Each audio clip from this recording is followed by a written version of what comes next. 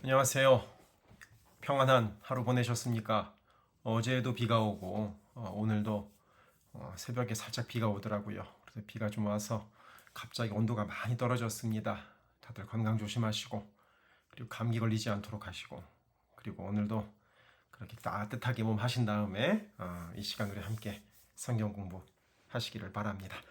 자, 오늘도 함께 하신 여러분들 감사하고 이 시간 기도하고 말씀 공부 시작하도록 하겠습니다. 기도하겠습니다.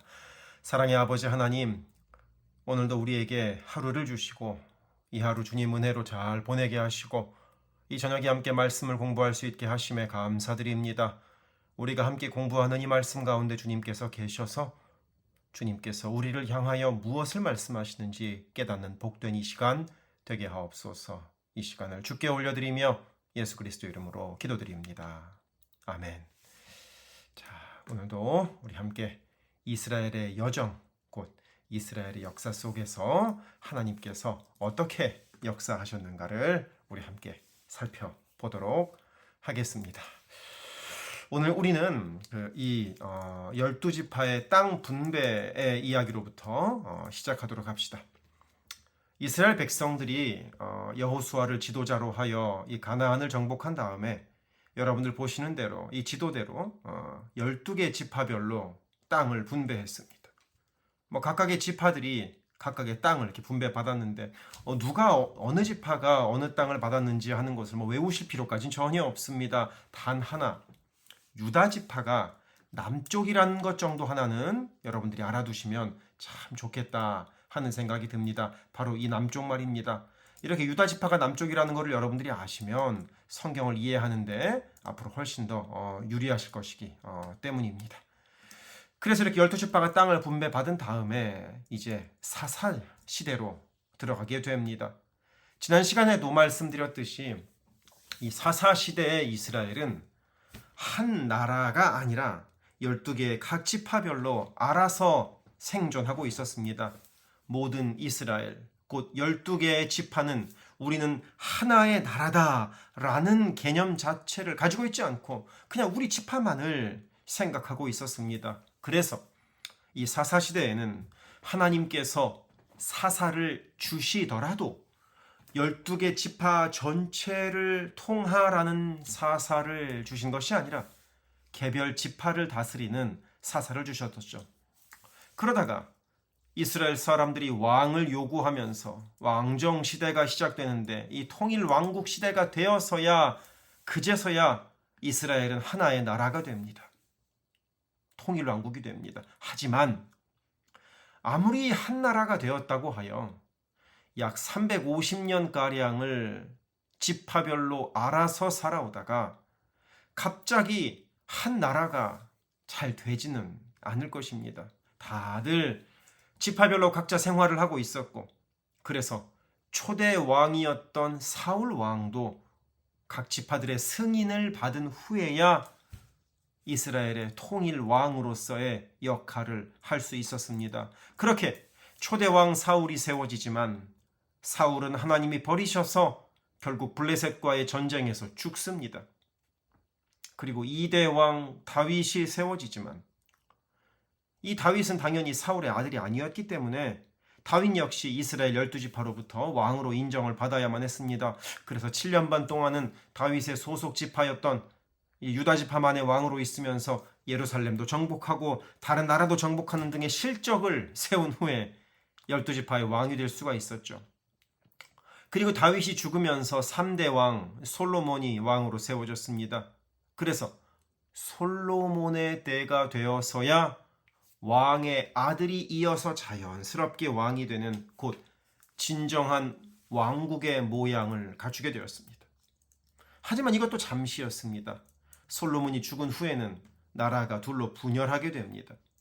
그래서 분열 왕국의 시대가 됩니다. 오늘 우리가 이것을 공부합니다. 자, 그러면 각각의 기간은 어떤지를 잠깐만 살펴봅시다. 사사시대는 약 300년, 그리고 학자들에 따라서는 350년이었다라고도 이야기하는 사람들이 있습니다. 그러니 이 300년, 약 350년 동안 지파별로 알아서 살아갔었으니 당연히 하나의 왕국으로 통합하는 것은 쉽지 않았을 것입니다. 그래서 통일 왕국 시대, 곧 통일 이스라엘 왕국으로 사울, 다윗, 솔로몬이 다스렸던 시대는 다 합쳐서 약 120년밖에 되지 않았습니다. 그리고 나서 나라가 남유다와 북이스라엘로 분열되어서 약 350년가량을 지나게 됩니다. 그러니 놀랍게도 이스라엘 민족이 하나의 나라로서 유지되었던 기간은 이스라엘 전체 역사에서 그리 길지 않은 시간이었음을 우리는 알 수가 있습니다. 이렇게 한번 봅시다. 사울, 그리고 다윗, 그리고 솔로몬이 다스린 때는 이스라엘의 12개 지파 전체가 하나의 왕국으로 합쳐져 있었기 때문에 통일 왕국 시대라고 부릅니다. 하지만 방금도 말씀드렸듯 제대로 된 왕위 계승은 이 다윗에서 솔로몬으로 넘어가는 이것 외에는 없었습니다. 사울이 죽고 사울의 아들이 아닌 다윗이 왕이 되었고, 솔로몬이 죽고 나서 솔로몬의 아들 르호보암이 왕이 되지만 그때는 나라가 둘로 분열되기 때문입니다. 그래서 솔로몬의 아들 르호보암 왕의 때에 남유다와 북이스라엘로 두 개로 나라가 분열하게 됩니다. 그래서 이때를 분열왕국 시대라고 부르고, 오늘은 바로 이 분열왕국 시대를 우리가 다루게 됩니다. 교재를 잠깐 보시죠. 그래서 가장 먼저 왜 분열하게 되었을까 하는 그 원인에 대해서 한번 생각을 해봅시다. 먼저 분열의 원인은 실은 솔로몬에게 있습니다.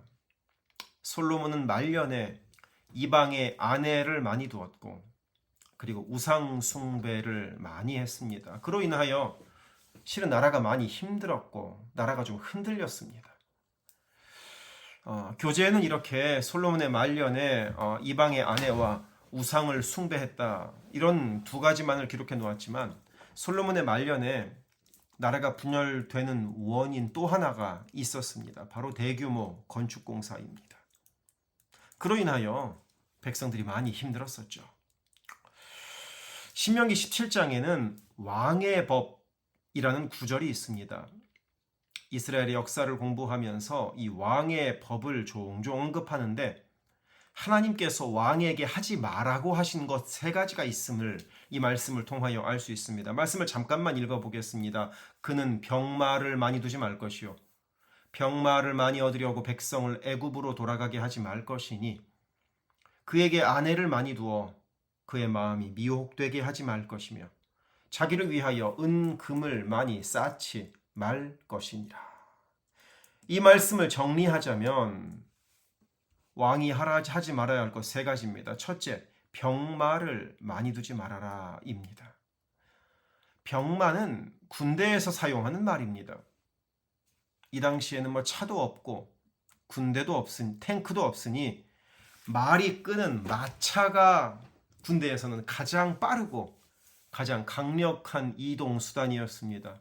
그 외에는 이스라엘에서는 쓰지 못하는 코끼리 정도뿐이었습니다. 그러니 병마가 많다는 것은 강력한 군대를 가지고 있다는 것입니다. 모든 왕들의 꿈이었죠. 그런데 이렇게 전쟁에 사용되는 말, 곧 힘도 좋고 속도도 빠른 말은 주로 어디서 많이 나오느냐? 바로 애굽에서 많이 나옵니다. 그런데 솔로몬의 부인 중에 애굽 왕 바로의 딸이 있지 않습니까? 바로의 딸을 위하여 왕궁도 만들어줬으니까요. 그러니 솔로몬은 애굽 왕으로부터 병마를 안정적으로 많이 공급받았을 것입니다. 그리고 왕의 법 두 번째, 아내를 많이 두지 말라는 겁니다. 이것은 우리가 잘 알고 있죠. 아내가 많다는 것은 정략 결혼을 많이 했다는 의미입니다. 열왕기상에 의하면 솔로몬의 아내는 왕비만 700명이었다고 합니다. 물론 여기에는 많은 과장이 좀 섞여 있을 것 같습니다. 현실적으로 700명의 왕비가 거할 수 있는 거처를 예루살렘에 만들 수가 없었기 때문입니다. 그래서 아마도 이 나라 저 나라의 작은 부족들의 왕이나 부족장들의 딸과 이제 결혼한 것으로 치자 하는 약속을 많이 하지 않았을까 싶습니다. 어쨌든 그렇게 부인이 많으면 물론 나라의 안정은 당연히 찾아왔을 것입니다.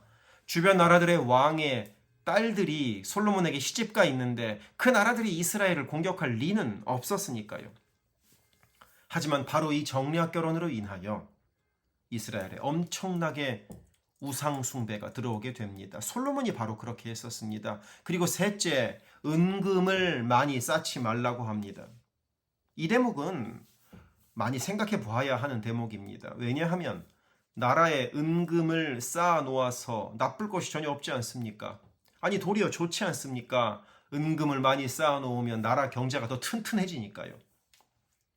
하지만 하나님께서 왕의 법을 통하여 은금을 쌓지 말라고 하신 이유는 크게 두 가지 이유가 있습니다. 첫째, 은금을 많이 쌓았다는 것은 주변 나라들을 착취해서 모았다는 것을 뜻합니다.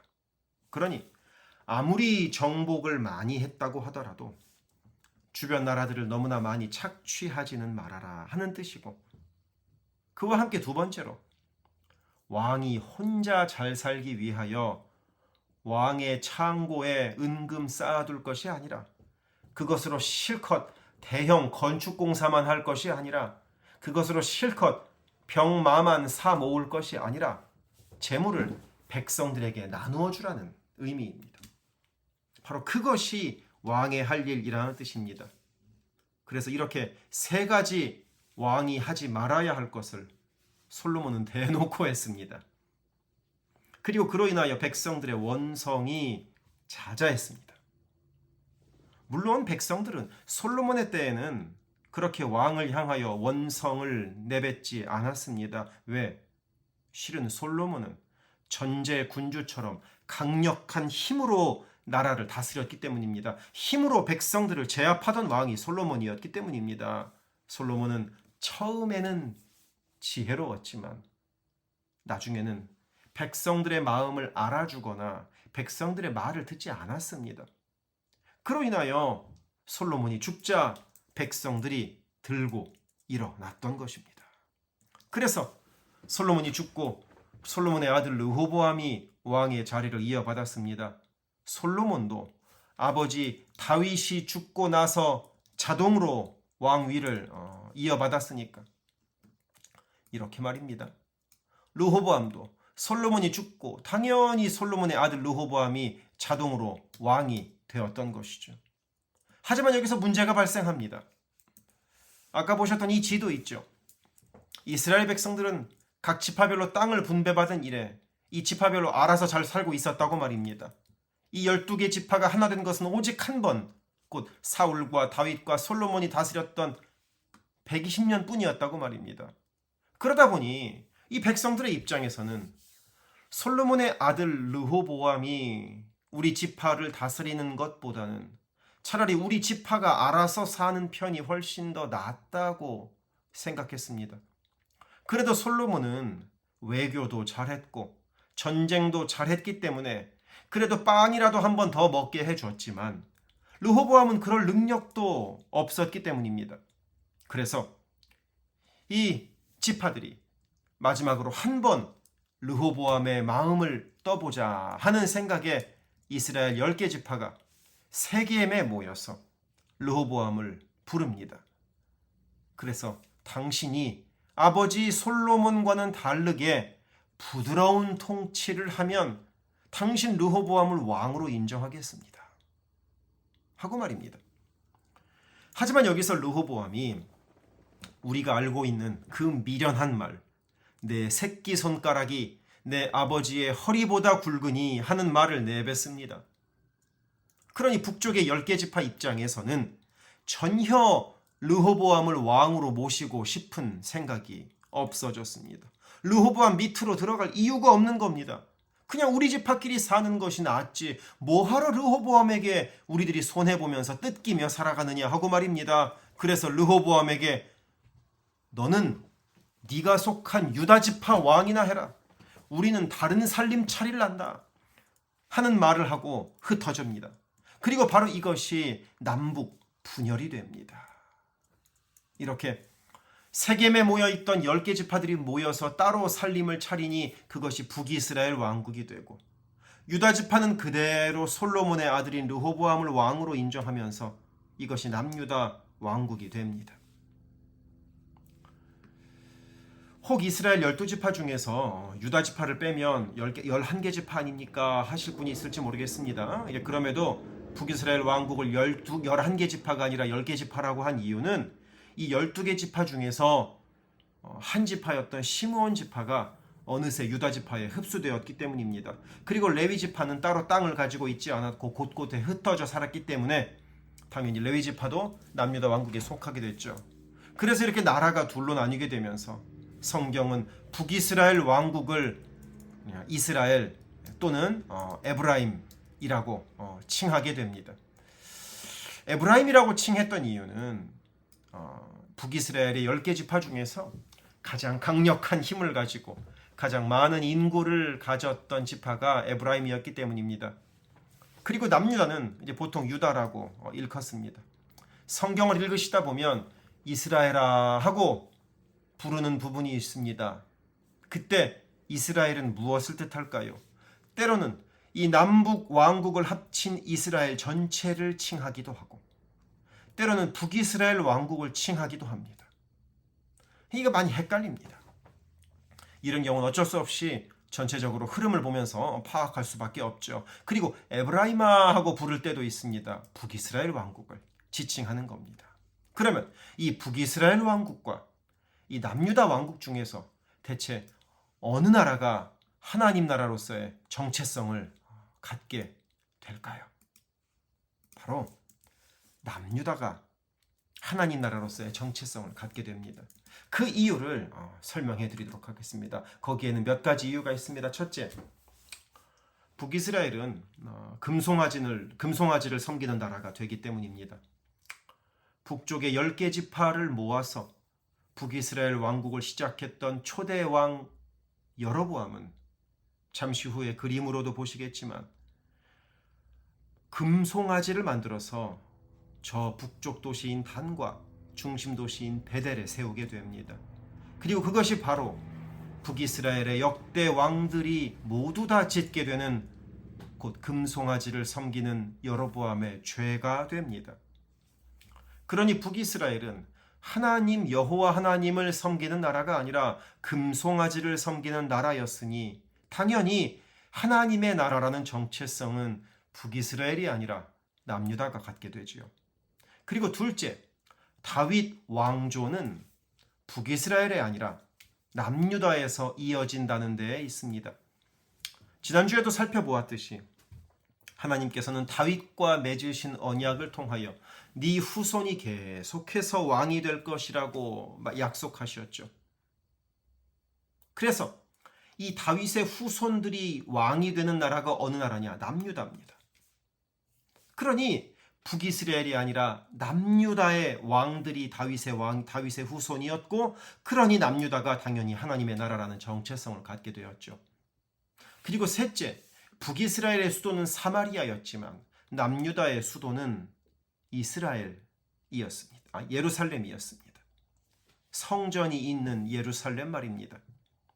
그러니 성전이 있는 곳이 하나님의 나라가 되는 것은 말할 것도 없었지요. 그리고 넷째, 이것은 나중의 일인데 북이스라엘은 나중에 아수르에게 멸망합니다. 그 후 아수르는 북이스라엘 사람들에게 혼혈 정책을 펴서 아수르 제국 전역에서 사람들을 끌어다가 북이스라엘에 살게 합니다. 그러면서 북이스라엘 백성들과 섞여 살게 하면서 그로 인하여 피가 섞이고 이스라엘 민족이라는 정체성을 잃어버리게 되죠. 그래서 예수님의 시대에는 북이스라엘 지역을 사마리아라고 부르는데 그곳을 더러운 곳이라고 지칭했었던 것 말입니다.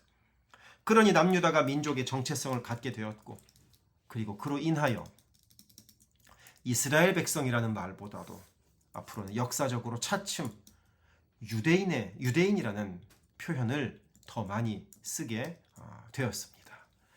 그래서 이렇게 북쪽의 10개 지파가 따로 나라를 만드는데 주도적인 역할을 한 사람이 바로 여로보암입니다.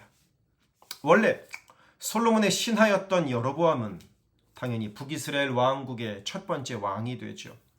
이 부분에서 우리 교재에서의 답은 이제 반역이라고 제가 만들었는데 실제로 이것을 반역이라고 불러야 하는가에 대해서는 여러 생각들이 있습니다. 왜냐하면 이제 반역 이러면 정말 잘못한 행위 같은데 실은 남유다의 왕이었던 이 르호보암이라고 하여 잘한 것은 아니기 때문입니다.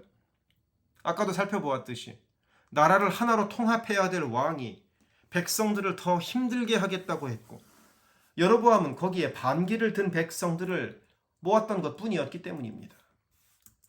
하지만 여로보암에게는 가장 큰 죄가 있으니 바로 금송아지 2개를 세운 것이었습니다. 예전에 열왕기상을 공부할 때에도 이 그림을 많이 보았었는데요. 여로보암은 이렇게 금송아지를 만들었습니다. 그러면 이런 금송아지를 왜 만들었을까요?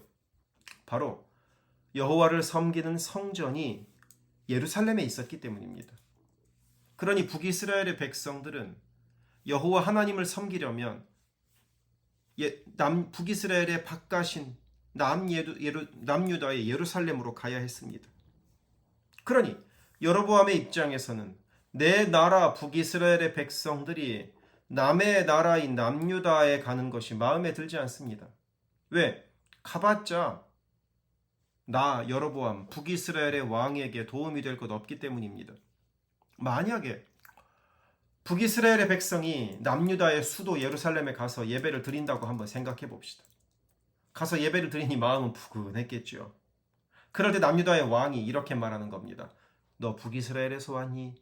북이스라엘의 왕은 우상 숭배만 하니까 악하다. 이렇게 남유다의 왕이 북이스라엘 백성에게 말한다고 생각해 봅시다. 그러면 예배드리러 갔던 북이스라엘의 백성들은 그 말에 혹할 수 있겠죠. 그러면 북이스라엘에 돌아와서 북이스라엘의 왕에게 충성을 다하지 않을 수도 있습니다. 안 좋은 소문이 퍼질 수 있습니다. 그러니까 아예 백성들이 남유다의 예루살렘으로 가지 못하게 하자. 그러려면 어떻게 해야 될까? 다른 신을 하나 만들어서 그걸 섬기게 하자라고 생각했던 것입니다. 그것이 바로 여러분들 보고 계시는 이 금송아지였습니다. 그러니 이 금송아지는 여로보암이 지극히 개인적인 이유와 이기적인 목적으로 만든 우상이었습니다. 여로보암에게는 신앙보다 정치적인 안정이 더 중요했던 겁니다. 그리고 북이스라엘 왕국은 결국은 나라가 망할 때까지 금송아지를 섬깁니다. 그러니 북이스라엘은 여호와 하나님을 섬기는 나라가 아니라 금송아지를 섬기는 나라가 되었고 바로 이것이 북이스라엘 왕국에서 대대로 이어져 내려오는 여로보암의 죄, 여로보암의 길이었습니다. 북이스라엘 왕국에는 총 19명의 왕이 등장합니다. 왕들의 순서가 여러분들 지금 보시는 그림처럼 이렇게 차곡차곡 되게 되는데 여기서 색깔이 바뀌는 것은 왕이 살해당하고 새로운 왕이 세워진 것을 말합니다. 예를 들어서 세 번째 왕인 바아사입니다. 이 바아사는 두 번째 왕인 나답과 색깔이 다르죠. 곧 바아사는 나답을 죽이고 자기가 왕이 된 것입니다. 시므리도 마찬가지입니다. 엘라 왕을 죽이고 자기가 왕이 된 겁니다. 오므리도 마찬가지입니다. 전 왕 시므리를 죽이고 자기가 왕이 된 겁니다. 하지만 아합은 다릅니다. 아합은 전 왕인 오므리를 죽이고 왕이 된 것이 아니라 아합은 오므리의 아들입니다. 어떻습니까? 이 표가 이해가 되십니까? 그러니까 왕의 이름의 색깔이 바뀌는 것은 쿠데타가 일어났다는 의미입니다. 그러면 쿠데타가 이 북이스라엘 왕국에서 몇 번 일어났나 봅시다. 바하사가 쿠데타 일으켰죠. 시므리가 쿠데타 일으켰죠. 색깔 바뀌면 다 쿠데타입니다. 오므리가 쿠데타 일으켰죠. 아합, 아하시아, 여호람 그대로 올라가다가 예후가 쿠데타 일으켰죠. 여호아스, 요아스, 여로보암, 스가랴 가다가 살룸이 쿠데타 일으켰죠. 그 다음에 무나헴이 쿠데타 일으켰죠. 부가헴은 무나헴의 아들이었고 베가가 쿠데타 일으켰죠. 호세아가 쿠데타 일으켰습니다. 이렇게 북이스라엘의 왕권은 매우 불안정했습니다. 겨우 200년 조금 넘는 북이스라엘의 역사에서 자그만치 20명이나 되는 왕이 19명이나 되는 왕이 다스렸는데 그 중에서 쿠데타가 8번이나 있었습니다. 이거 인류 역사상 매우 드문 나라라고 할 수 있습니다. 참 골치 아픈 나라였습니다. 그러면 이 북이스라엘의 19명의 왕 중에서 가장 악한 왕을 꼽으라 하면 누구를 꼽을 수 있을까요? 전 누구보다도 아합을 꼽고 싶습니다. 아합 왕은 이세벨이라는 여인과 결혼을 했는데, 이세벨은 누구냐? 두로 왕의 딸 공주였습니다. 그래서 이세벨은 북이스라엘 왕국에 우상을 들여오는 통로가 되었습니다. 물론 북이스라엘은 원래부터 금송아지를 섬기는 나라였죠. 하지만 이제 아합 그리고 이세벨 왕비로 인하여 본격적으로 바알과 아세라를 섬기는, 본격적으로 우상 숭배를 하는 나라가 된 것입니다. 그래서 심지어는 아합과 이세벨은 바알과 아세라 신을 북이스라엘 왕국의 국교로까지 삼으려고 했었습니다. 그런 우상 숭배로 가득한 아합의 때에 활동했던 아주 위대한 선지자 하나가 있습니다. 바로 빈칸에 해당하는 엘리야입니다. 우리는 이 엘리야를 갈멜산에서의 능력 대결로 잘 알고 있습니다. 이 사진도 여러분들에게 보내드렸죠. 지금도 갈멜산에 가면 이 엘리야 동상이 있다고, 이 석상이 있다고 말입니다. 나중에 기회가 되어서 우리 함께 이스라엘로 성지순례를 갈 수가 있으면 이 갈멜산도 분명히 가게 될 것입니다. 엘리야가 활동하던 시절 북이스라엘 왕국은 우상 숭배의 절정을 달리고 있었습니다. 아합 왕과 이세벨 왕비는 바알 신과 아세라 신을 적극 권장하고 바알과 아세라를 섬기는 사람들을 모아들이고 있었습니다. 엘리야 선지자는 바로 이 현실에 개탄하면서 갈멜산 꼭대기에서 능력 대결을 제안했죠. 누가 진짜 신인지 우리 한번 살펴보자, 확인해보자 하고 말입니다. 그리고 우리가 잘 알고 있듯이 그 능력 대결은 당연히 하나님의 완벽한 승리로 끝이 납니다. 그 자세한 내용은 우리가 이전에 열왕기상을 공부했던 내용을 우리가 참고하시면 되겠습니다. 그래서 북이스라엘 왕국은 온갖 우상 숭배가 가득한 나라였고, 그 가운데에서 엘리야와 같은 선지자들이 회개하라는 하나님의 음성을 선포하곤 했습니다. 다음으로 이제 남유다를 살펴봅시다.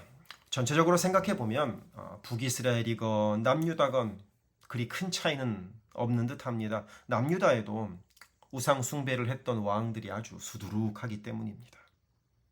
하지만 그래도 남유다는 다윗 왕조가 유지됐고 개혁적인 왕들이 일부 있어서 하나님의 뜻을 어느 정도는 잘 따르는 왕조였습니다. 그렇게 남유다는 그래도 좀 나은 나라였습니다. 남유다에는 이렇게 예루살렘이 있었습니다. 이 예루살렘에는 무엇이 있는가? 저 그림의 위쪽을 보시면 하얀색으로 되어 있는 부분이 있지요. 바로 이 성전이 있었습니다. 이 그림도 여러분들 많이 보셨을 겁니다. 바로 이 성전이 남유다 왕국의 영적인 중심을 잡아주고 있었죠. 이 그림에서 성전이 가장 높은 곳에 있지 않았습니까? 그리고 그 바로 밑에 남유다 왕의 왕궁이 있었습니다. 이게 성전이고 이게 왕궁이었습니다. 바로 이 성전이 영적인 중심을 잡아주고 있었습니다. 물론 때로는 악한 남유다의 왕으로 인하여 이 성전이 부서진 적도 있었고, 이 성전 앞에서 우상에게 절한 적도 있었고, 이 성전 문에 대못을 박아버리는 왕도 있었고, 이 성전 앞에서 선지자를 죽이는 악한 일을 행한 왕들도 있었습니다. 하지만 그래도 이 성전이 있었기에 남유다 왕국은 어느 정도의 거룩함을 유지할 수는 있었습니다. 남유다에는 이렇게 20명의 왕들이 있었습니다. 르호보암, 아비암, 아사, 여호사밧 이렇게 쭉 이어지게 되죠. 이 20명 중 1명을 빼고는 모두 다 다윗의 후손들입니다. 곧 다윗의 후손들이 왕이 되었다는 것은 다윗에게 하셨던 하나님의 언약, 곧 너의 후손이 왕이 되게 해주겠다는 하나님의 언약이 바로 이 남유다 왕국에서 지켜졌다는 것을 말합니다. 그러면 다윗 왕조 중에서 왕이 아니라 다른 왕이 하나 있었는데 그 왕이 누구였을까요? 바로 붉은색으로 표시한 아달랴였습니다. 이 아달랴는 누구냐? 바로 이 여호람의 아내였습니다. 여호사밧의 며느리였고요. 아하시아의 어머니였습니다.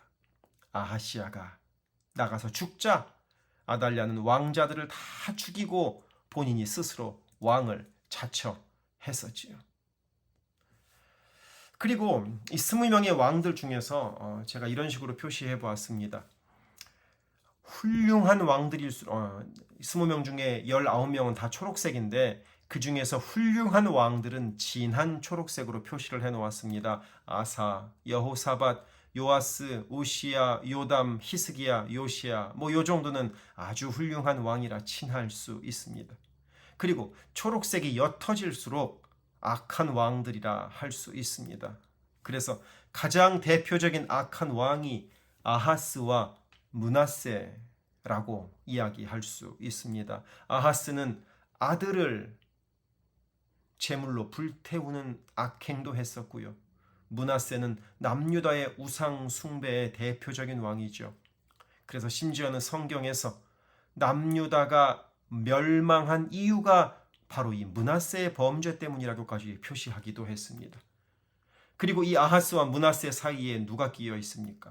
히스기야가 끼어 있습니다. 그런데 히스기야는 악한 왕입니까? 선한 왕입니까? 매우 선한 왕이었습니다. 그러니까 진한 초록색으로 표시되어 있죠. 악한 왕들 사이에서 매우 선한 왕이 있다는 것이 참 재미있습니다. 놀랍습니다. 그러니까 히스기야는 아버지도 악했고 아들도 악했습니다. 그럼에도 히스기야는 선한 왕이었던 겁니다. 그런데 재미있는 것은 아무리 훌륭한 왕일지라도 100% 선한 일만 했었던 것은 아니었습니다. 완벽한 왕은 없었습니다. 우리에게 완벽한 왕은 한 분뿐이기 때문입니다. 누굽니까? 바로 예수 그리스도 아니겠습니까? 주님만이 완벽한 왕이시고 인간의 왕은 완벽하려 하지만 완벽할 수 없는 왕일 뿐입니다. 우리 중에도 완벽한 사람은 없지 않습니까? 저도 완벽하지 않지 않습니까? 실수투성이이고 문제투성이니까요. 그래서 인간을 왕으로 모시고 사는 것이 아니라 주님을 왕으로 모시는 것이 가장 지혜로운 생각임을 이 남유다의 20명의 왕들을 보면서도 우리가 생각해 볼 수가 있습니다. 그래서 교재에는 그 20명의 왕들 중에서 대표적인 몇 명의 왕들을 살펴보았습니다. 아사, 히스기야, 요시야 정도는 가장 개혁적인 왕, 가장 선한 왕이라고 생각해 볼 수 있고요. 우리가 매일의 새벽 묵상을 통하여 이 왕들을 살펴보고 있는데 므낫세는 가장 악한 왕이라고 우리가 생각해 볼 수 있습니다. 그리고 결국 남유다도 뒷부분으로 가면 북이스라엘의 길을 따라가게 됩니다. 여기서 꼭 필요한 것 하나를 알려드립니다. 아마 이걸 아시면 여러분들 성경을 읽으실 때 많이 도움이 될 것이라고 생각을 합니다. 구약 성경에는 역사서라고 하는 책이 12권, 그 중에서도 왕조를 이야기하는 성경책이 6권이 있는데 대체 어느 부분에 어떤 왕과 관련된 내용이 있는가 하는 것을 한번 알려드리고자 합니다. 이것만 아셔도 성경을 읽으실 때 헷갈리는 부분이 상당 부분 줄어들리라 예상을 합니다. 먼저 첫째 통일왕 사울의 이야기는 사무엘상에 기록되어 있습니다. 우리가 주일마다 예배 시간에 말씀을 나누고 있는 사무엘상은 사울 왕의 이야기가 그 안에 있습니다. 그리고 둘째 통일왕이었던 다윗 왕의 이야기는 사무엘하에 기록되어 있습니다. 하지만 다윗의 이야기가 사무엘상에도 있습니다. 무슨 의미냐? 다윗이 왕으로서 통치한 이야기는 사무엘하에 있고 다윗이 왕이 되기 전의 이야기는 사무엘상에 기록되어 있습니다. 그리고 셋째 솔로몬 왕에 대한 이야기는 열왕기상 1장에서 11장에 기록되어 있습니다. 그리고 열왕기상 12장부터 열왕기하 17장까지에는 이 북이스라엘과 남유다 두 나라의 분열 왕국이 이제 번갈아가면서 등장을 하다가 열왕기하 17장에서 북이스라엘 왕국이 멸망하고요. 남유다는 열왕기하 25장에서 멸망하게 됩니다. 이렇게 되어 있는 이유는 원래는 이 사무엘상, 사무엘하, 열왕기상, 열왕기하가 원래 한 권의 책이었던 데 그 이유가 있습니다. 한 권의 책을 네 권으로 이렇게 나눈 것이라 할 수 있죠. 그래서 이 멸망의 이야기는 다음 주와 다다음 주에 이제 북이스라엘의 멸망과 남유다의 멸망으로 나누어서 함께 공부하도록 하고요. 그러면은 구약 성경에 나오는 또 다른 역사서인 역대상과 역대하는 어떻게 되느냐? 이렇게 됩니다. 사울과 다윗의 때의 이야기가 역대상에 기록되어 있고 솔로몬부터 시작하여 남유다가 멸망하는 이야기까지가 역대하에 기록되어 있습니다. 그리고 역대상, 역대하에는 신기하게도 사울왕의 이야기는 거의 다루지 않고요. 북이스라엘 왕들의 이야기도 거의 다루지 않습니다. 남유다의 이야기를 주로 다룹니다. 왜냐하면 역대상하를 기록한 사람들은 어떤 기준을 가지고 역대상하를 기록했는가? 첫 번째, 다윗 왕조만이 정통성을 가진 왕조다. 그리고 두 번째, 이스라엘의 중심은 예루살렘 성전에 있다. 이 관점을 가지고 역대상하를 기록했습니다. 그렇기 때문에 다윗 왕조 외에 다른 왕들, 그러니까 이 말씀에는 이 표에는 초록색으로 되어 있는 왕들 외에 다른 왕들은 거의 기록하지 않은 것입니다. 그리고 심지어는 남유다의 6대 왕이었던 아달랴 여왕에 대해서도 왕이란 표현도 사용하고 있지 않습니다. 이렇게 북이스라엘, 남유다 두 나라로 분열된 이야기는 여기서 마치도록 하겠습니다. 물론 자세히 하자면 한도 끝도 없이 많이 할 수 있습니다만 지난번에 우리 열왕기 상하를 공부하면서 거의 대부분을 자세히 다뤘기 때문에 이번에는 다루지 않고요. 이 왕조에 대한 이야기를 자세하게 공부하고 싶으신 분들은 열왕기 상하 우리 성경 공부한 영상을 참고하시면 좋을 것 같습니다. 자, 그래서 이제 오늘은 분열왕국 이야기를 마치면서 분열왕국 시대에 교훈은 어떤 것이 있는지, 우리가 얻을 수 있는 교훈은 무엇인지 한번 생각해 봅시다. 첫째, 지도자의 선택이 나라를 갈라놓았습니다. 르호보암의 어리석음, 곧 내 새끼 손가락이 아버지의 허리보다 굵다. 그러니 너희 백성들은 더 고생해야 된다. 하는 이 르호보암의 말로 인하여 나라가 갈라졌습니다.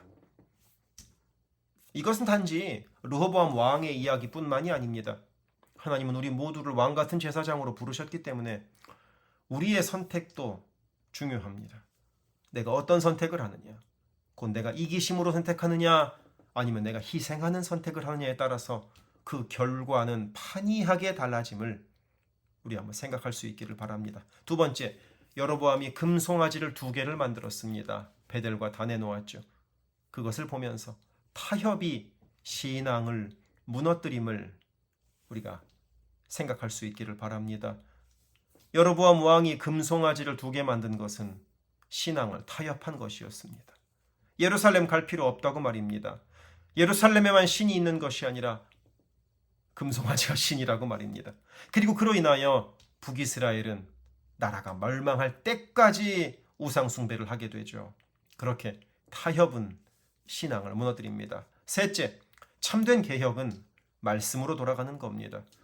남유다의 개혁적인 왕들, 성전을 수리했던 히스기야 왕은 율법으로 돌아가자고 새로 언약을 세우기도 했고요.